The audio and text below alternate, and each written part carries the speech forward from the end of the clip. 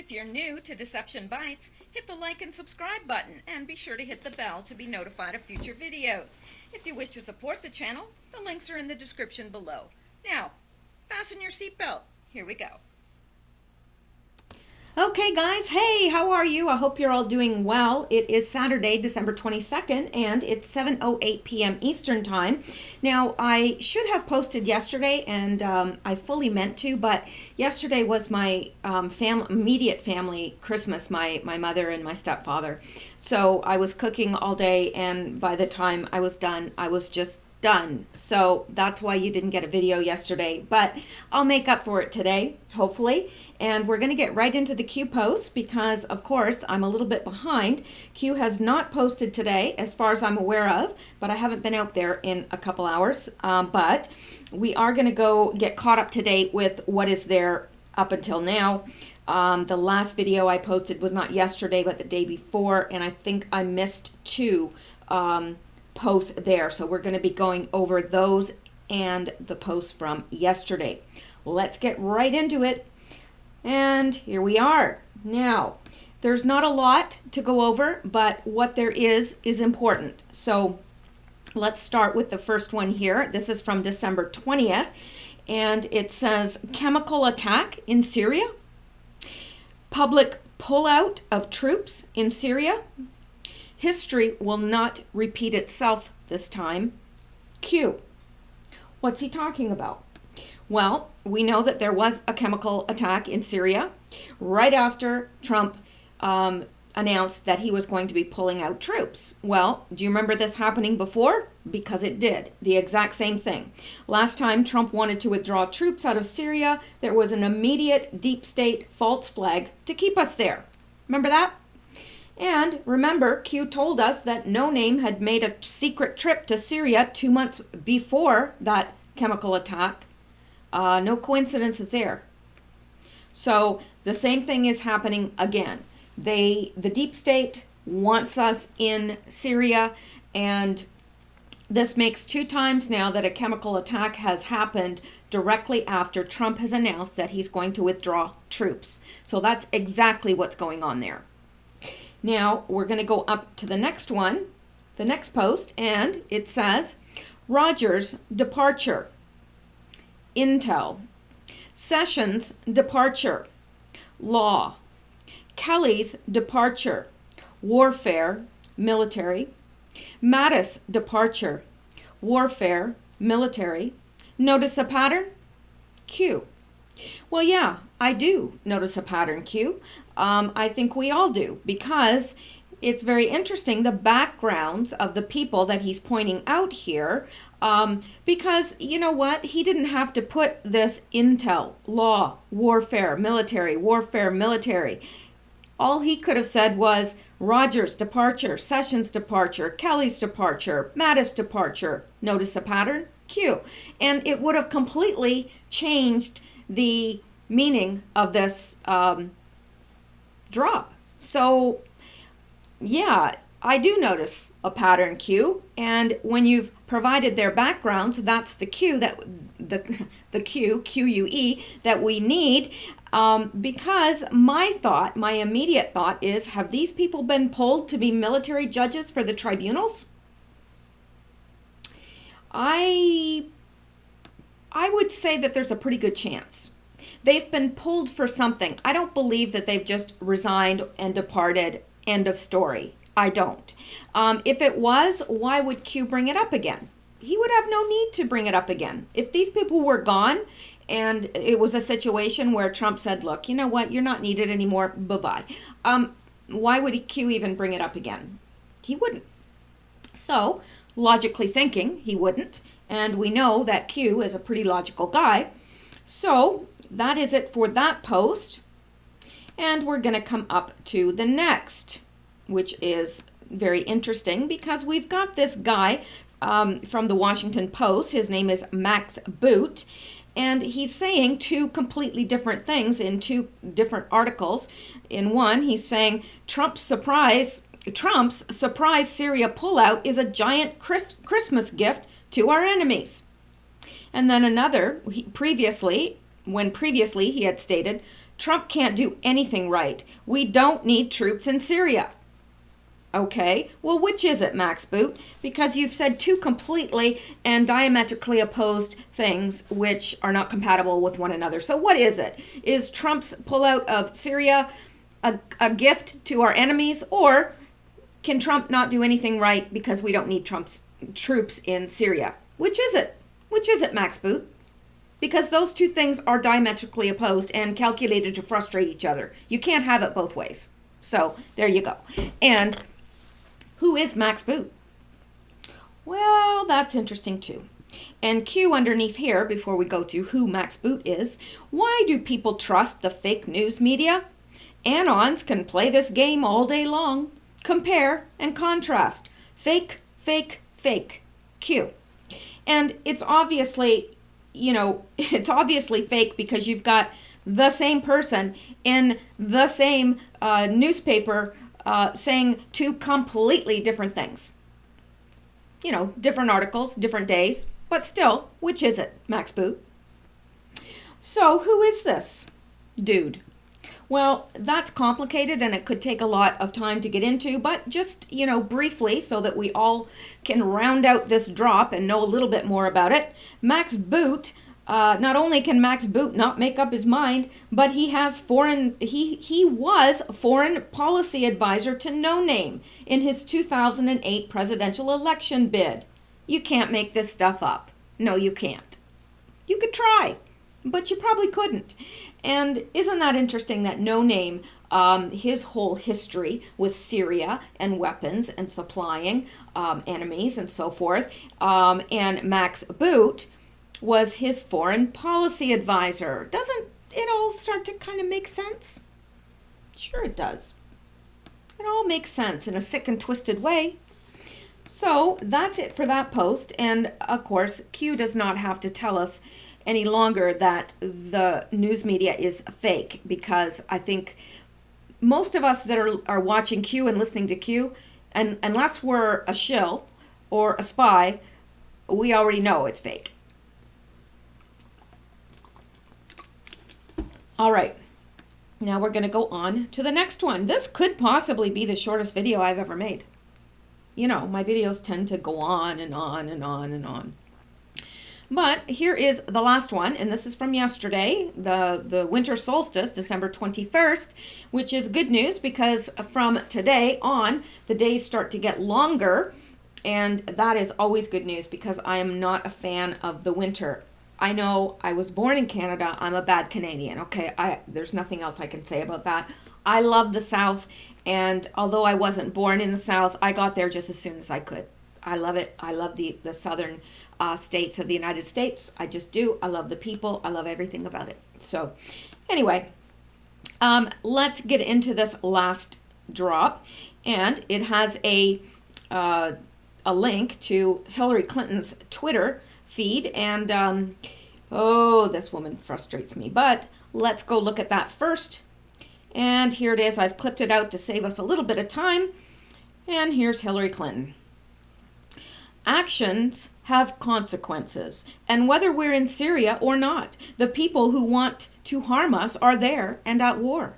Isolationism is weakness. Empowering ISIS is dangerous. Playing into Russia and Iran's hands is foolish. This president is putting our national security at grave risk. Now, before we go on into the rest of the Q post, I just want to note that this woman has a great deal of audacity, hypocritically pointing out Trump and accusing him of harming the national security of our nation when she sold our uranium and weapons to our enemies.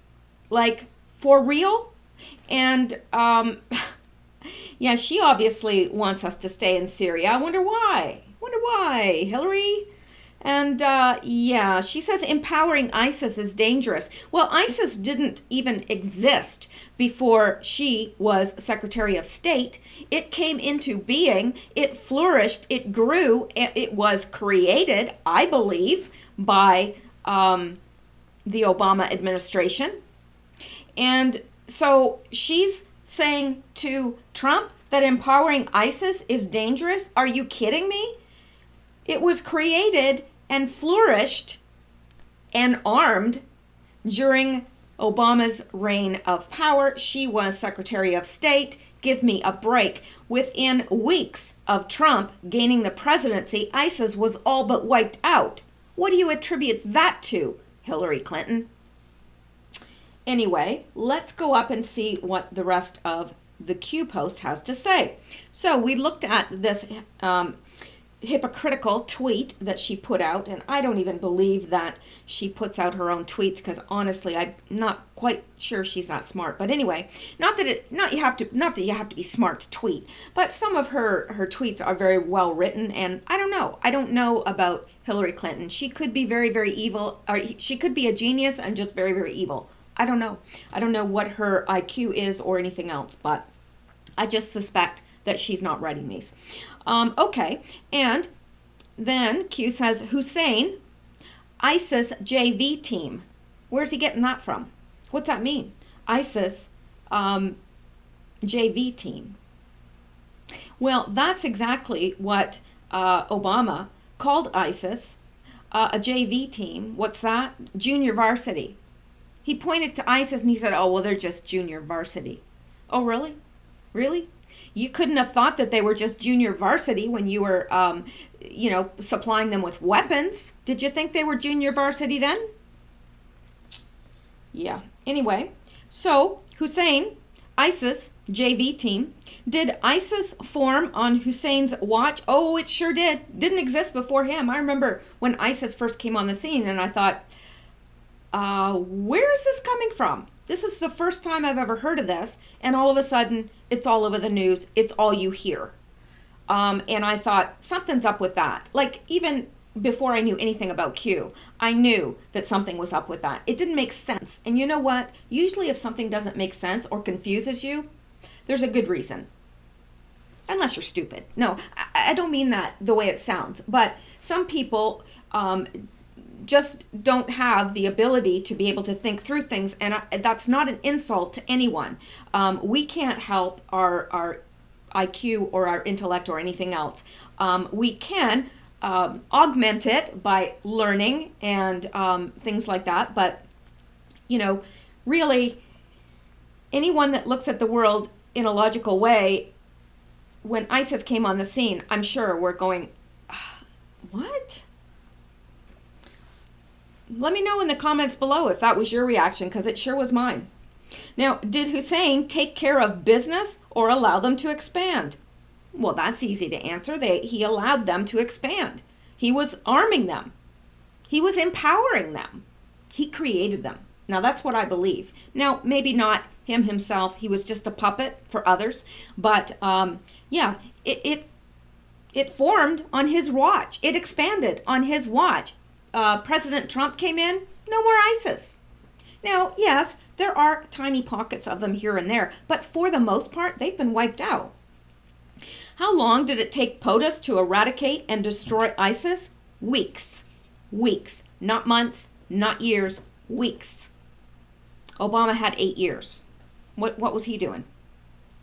And they like to point out Trump and say, oh, he's golfing and oh, come on.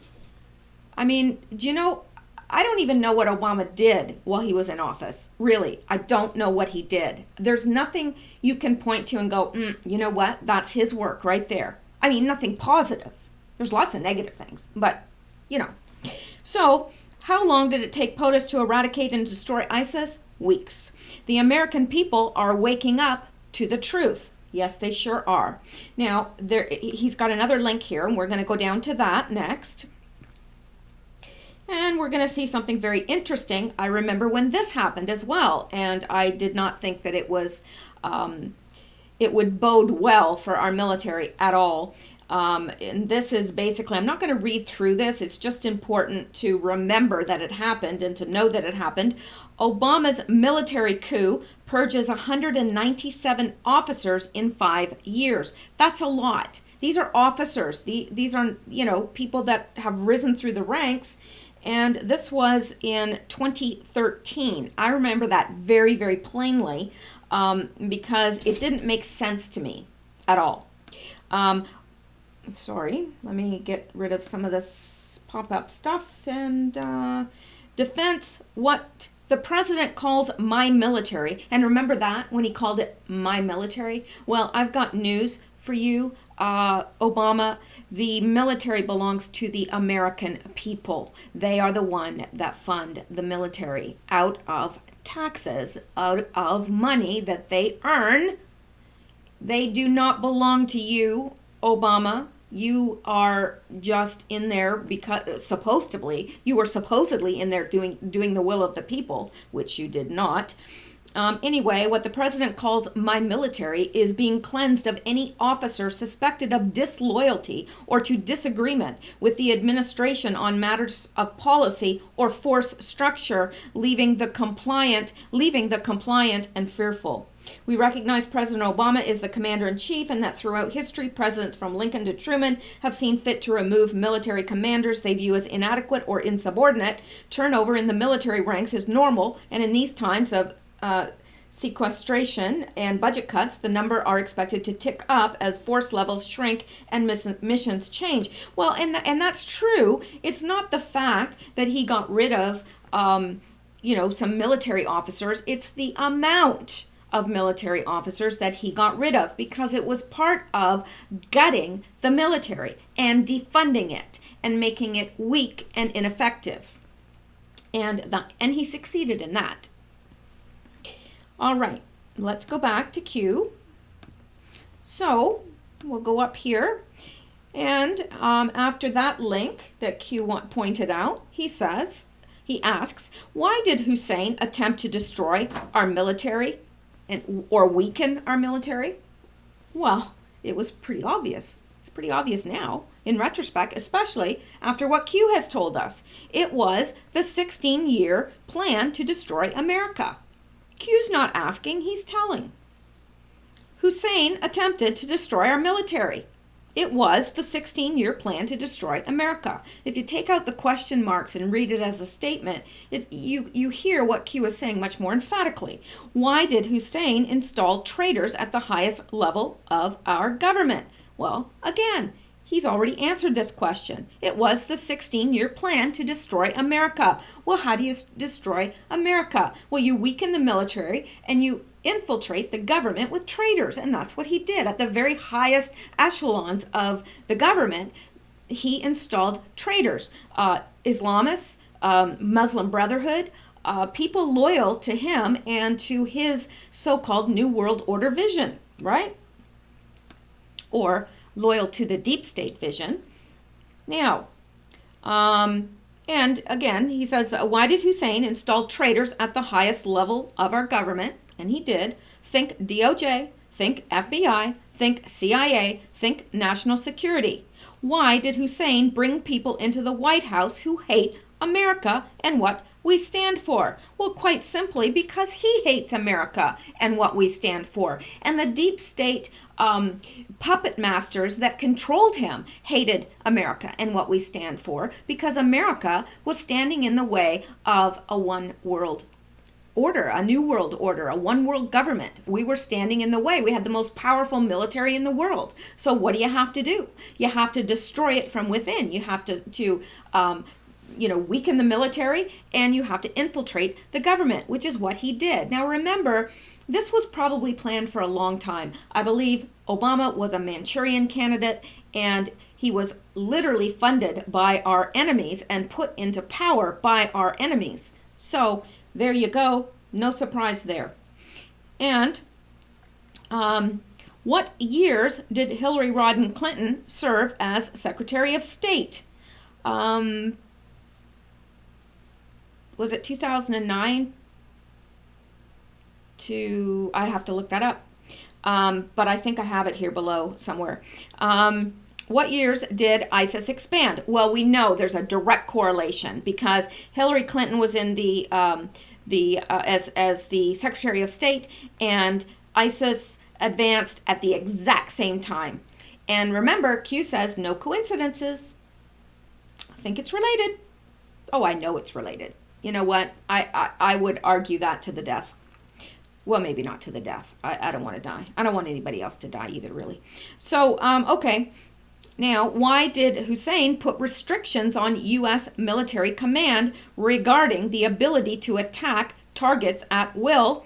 White House direct approval required for each action. Now, some of you may not be aware of this, but that is true because Obama put these restrictions on the military commanders and on U.S. military command and said, look, you know what, I don't, you may have the enemy in sight, but you can't just engage the enemy. You know, you need, before you attack a target, you need direct approval. White House direct approval. You know, that's not easy to get when you're in the heat of a battle and you've got the enemy within your sights and you can kill that enemy.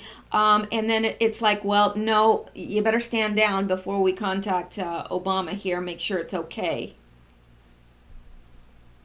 Does any military in the world work that way? Really? I mean, I've never been in the military. I do have a nephew. Well, it would be my niece's husband is in the military. No other military in our family. I've known some military people, and I've grown up around the military because there's a huge base near here. But I don't know.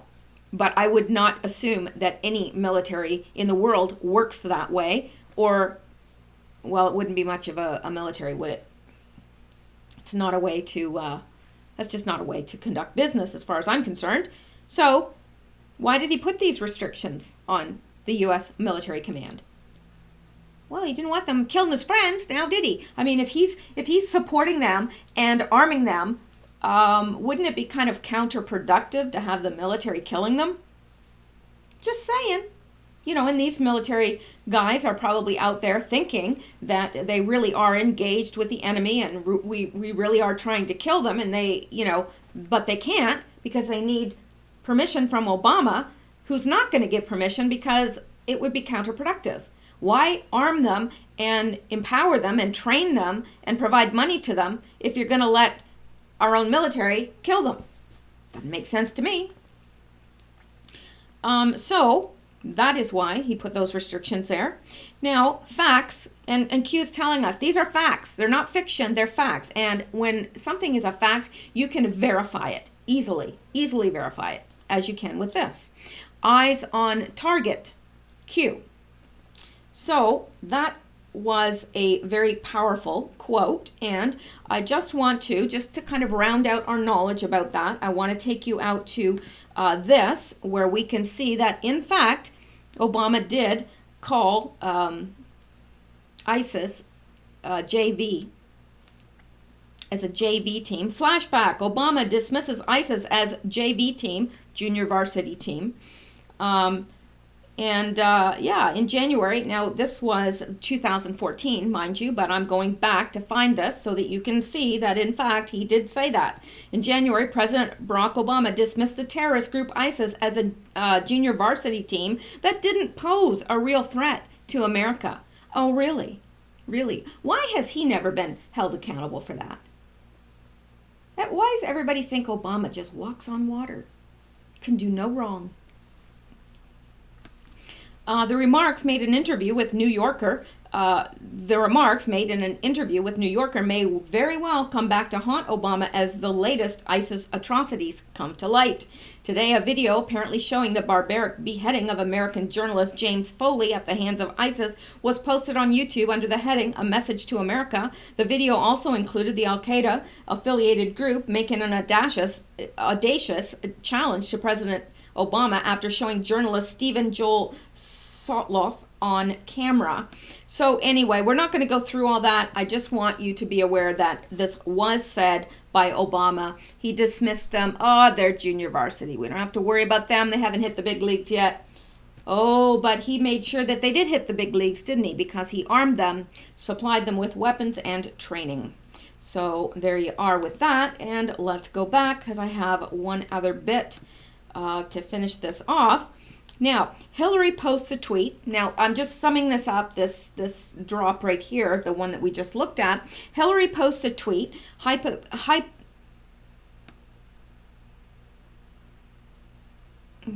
that's not the right word. She's hypocritically.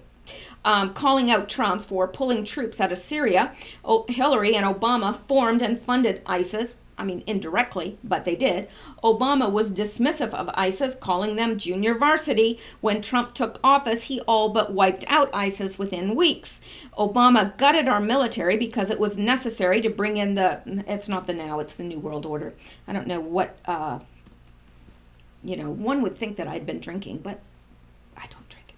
So anyway, Obama gutted our military because it was necessary to bring in the New World Order. Q has told us there was a 16-year plan to destroy America. Hillary was to take over after Hussein. Part of this plan was to install traitors, Islamics, Muslim Brotherhood members in the highest echelons of government.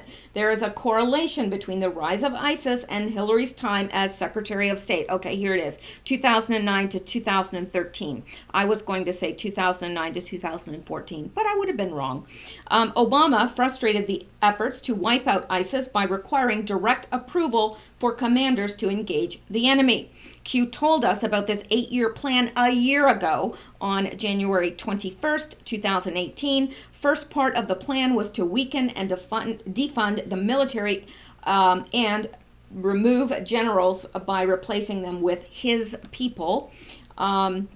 And this, by Liberty and Justice for All, Hussein installed rogue operators at CIA, FBI, State Department, and DOJ levels. His traitors leaked classified intel to enemies and threats like China and Russia, as well as Iran. He shifted command away from generals by requiring many operation decisions involving attacks be approved by him. His handler, Valerie Jarrett, targeted good guy patriots in the military and government to remove from positions of power. They sold off special access programs to rogue intel agencies and governments. Snowden's PRISM key score was devastating to the U.S. military. Hussein weakened the conservative base via IRS audits and refusal to approve nonprofits, Lewis Lerner, as well as constant attacks from the mainstream media. Q goes down the list as to how Hussein was trying to destroy America, open borders, kill NASA, prevent space domination, war. Q then lists how Hillary Rodham Clinton was going to finish off the USA. It's truly horrific what the deep state was doing through these two evil monsters. They were willing to kill off most of the population of the US to accomplish their evil goal. They never thought she would be elected. They never thought she would lose, rather. They never thought he would be elected, meaning Trump. Now, let's look at this. This is a great graphic on the plan. And under Obama, there would be 8 years, and under Hillary, there would be 8 years. Obama's goal, weaken U.S. globally. Well, thanks, Obama, you did that. But thankfully, Trump got us back on track. And hopefully with all this going on with the Fed, I don't know what's going to happen. I know the stock market is tanking. Anybody that knows what the stock market is going to do, I mean, really has insight into this, please put it in the comments below, because those with anything in the stock market at this point are very, very worried. So he was going to weaken the U.S. globally, and Hillary was going to destroy the U.S. and allow the New World Order to rise from the ashes. So this was install rogue operators in government, example, Comey, Lynch, Holder, etc. Remove good guys from government. Valerie Jarrett sniffer. Oh, Valerie Jarrett was the sniffer to find out who they were, because, you know, anybody that loyal to America pretty much had to go. And fund terrorism, MS-13, ISIS, controlled domestic terror, leak classified intel, military secrets, intel to China and Russia, special access program sell-off, special access program on Hillary servers, nuclearize North Korea and Iran, blind eye to nuke progress, cut military funding, budget sequestration, weaken NSA, reveal programs, Edward Snowden leaks, fund supply North Korea and Iran, Uranium One, Iran deal,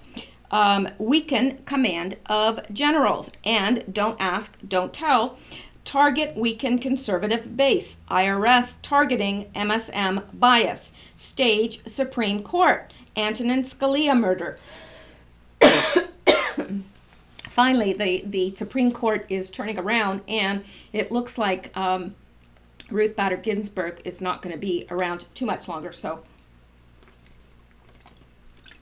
excuse me, that will give Trump another pick. Kill NASA, space supremacy, EMP risk, and space shuttle. Relax borders, flood illegals, or flood the U.S. with illegals.